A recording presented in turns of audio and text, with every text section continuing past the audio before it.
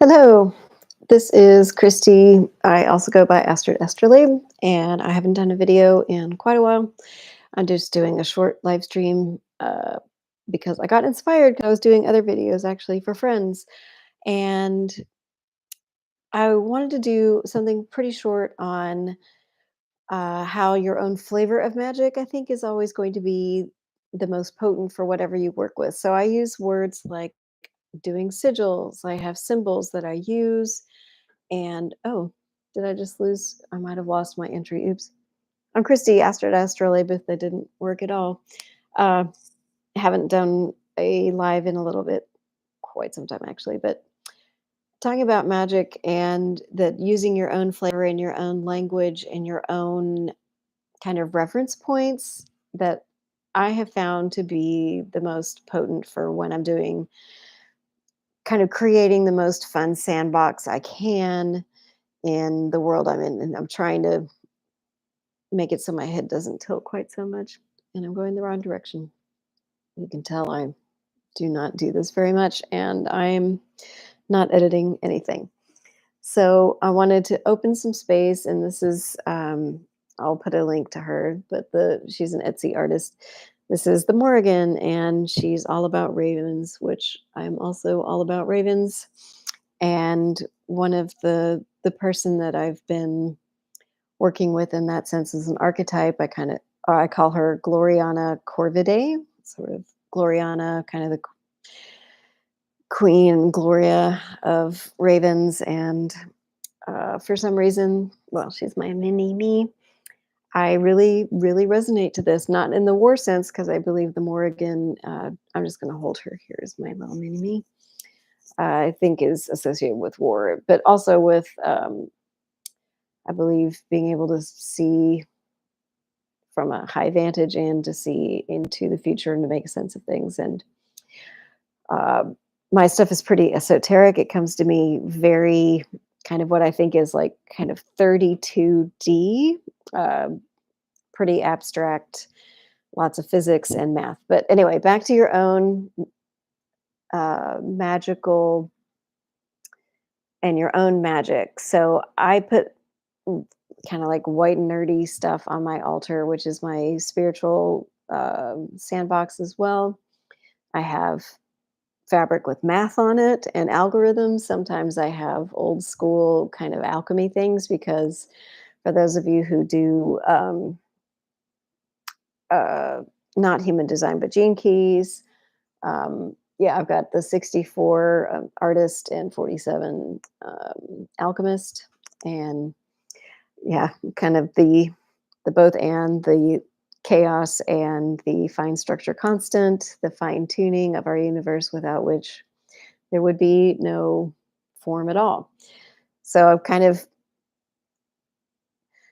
I'm sorry, losing my train of thought again, but we're going to go back to the magic part.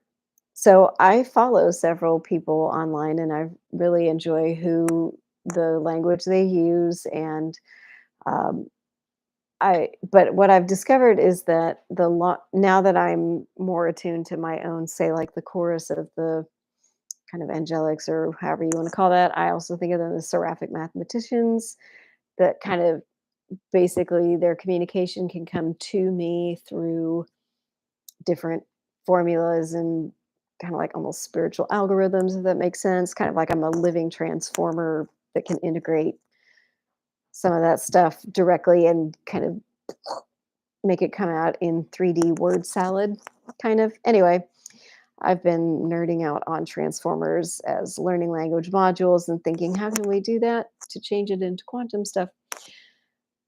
So I'm in a pretty high level abstract kind of stuff most of the time, but also like to bring it down into the 3D because there are fun things on the 3D, although it can be very confusing because it it just does. But I invite you, if you have, say, like a fandom that you're into, you can use some of the characters from that or traits from that. I draw on my own lineage, which is very Celtic heavy. So I have a lot of like Scots, Irish, but also my Wraithu, which is a fandom. Storm Constantine was the author. I met her in person in England at her house, which was just phenomenal, and I know she is here in spirit, probably here through this. She made a grimoire and a whole religion as part of her series, and I'm realizing that as I'm starting my own creative writing process, that it's been really important to me to have, um, that as well, a real spiritual home for the people who live in it. Once again, I got off track. But fandoms. Um, so there are people who use like Lemuria and Atlantis and things like that. And then we've got Christ consciousness folks. I mean, there's whole subsets. If you kind of go out to YouTube, you'll find your people, whatever language you like to use. I haven't found a whole lot who are kind of in my area of quite so math and physics kind of heavy, but I used to say seraphic mathematician is kind of my focus, but now it's more stargates, and I'm just gonna move her over. So if perhaps you find yourself drawn to more the say Battlestar Galactica Cylon of kind of tantric DNA cellular stuff going through your spinal column kind of thing, kind of that, I don't know, a neo Battlestar Galactica um, spirituality. I don't know. If you find yourself here at all, you probably understand what I'm saying. But for anybody practicing, there are lots of subsets.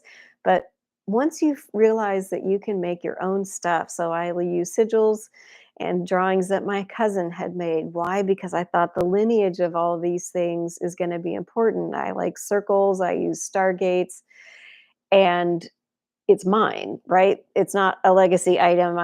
I do draw on legacy, like the Morrigan and regular archetypes, but one of my favorites, and I call her the immortal librarian. It could be an Akashic Records kind of thing. That's lingo that gets used a lot. But even if you're not using that, you kind of understand the concept of an immortal librarian and how that might, come up with your own things. Maybe it's, I don't like, my muse is basically the character Ron Weasley. I can I can dress him any way. I mean, he just is everything for me.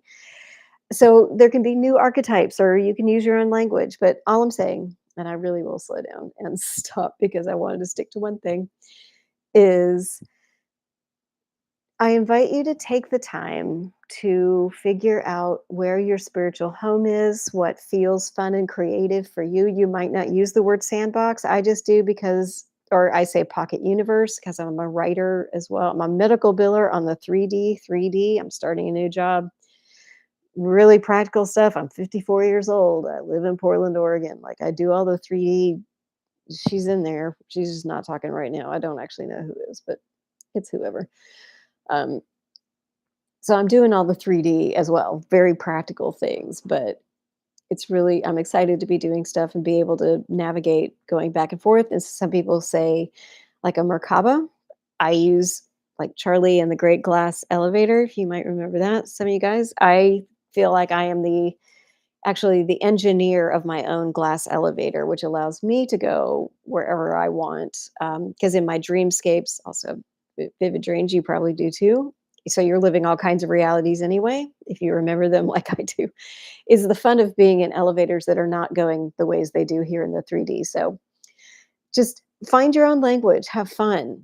Because our world, it can feel like we're just all on like one breath away from it all just falling apart. But in the interim, and I am totally, I eat my feelings. This is candy. It's not good for me. I know that. This is actual Diet Coke, also not good for me. And I was trying to give it up, but I gave up drinking alcohol 3 years ago. So that's my big thing. Yay for me. And I have alcohol free beer. Yay. Oh, there it is. Yay.